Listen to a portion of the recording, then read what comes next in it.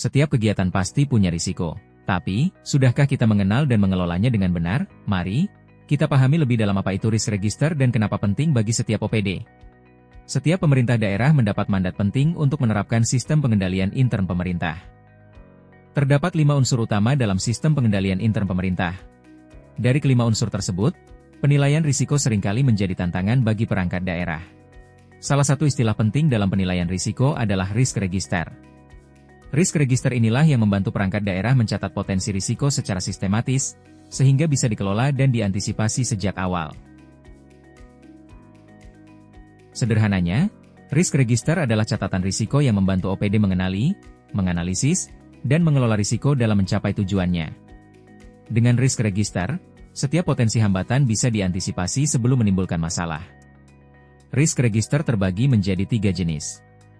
Pertama, risk register strategis, yang disusun saat menyusun RPJMD atau Renstra, sifatnya jangka menengah 5 tahunan.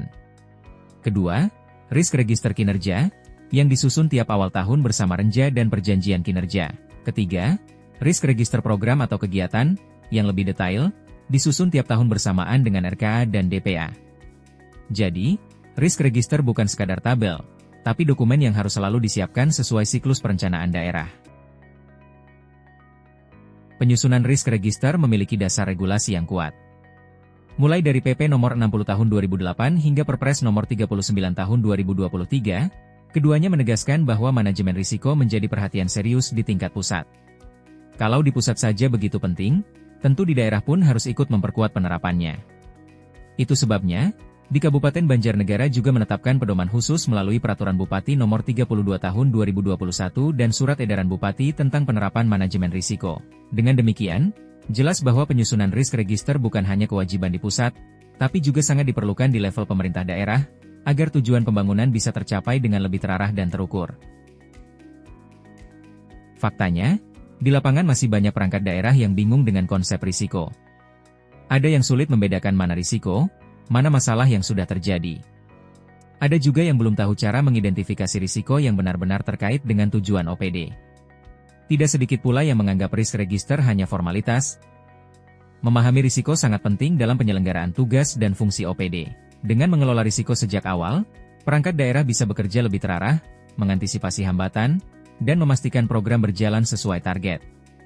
Dengan risk register, perangkat daerah jadi lebih siap.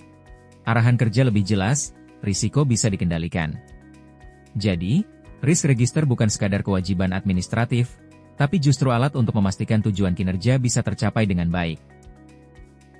Risk register bukanlah dokumen sekali jadi, tapi harus terus diperbarui sesuai perubahan situasi dan tujuan organisasi. Oleh karena itu, tidak ada batasan kapan perangkat daerah bisa berkonsultasi. Inspektorat selalu siap mendampingi, agar proses manajemen risiko di OPD berjalan berkelanjutan dan semakin matang. Jadi, kalau masih bingung, jangan ragu untuk berdiskusi dan berkonsultasi dengan inspektorat.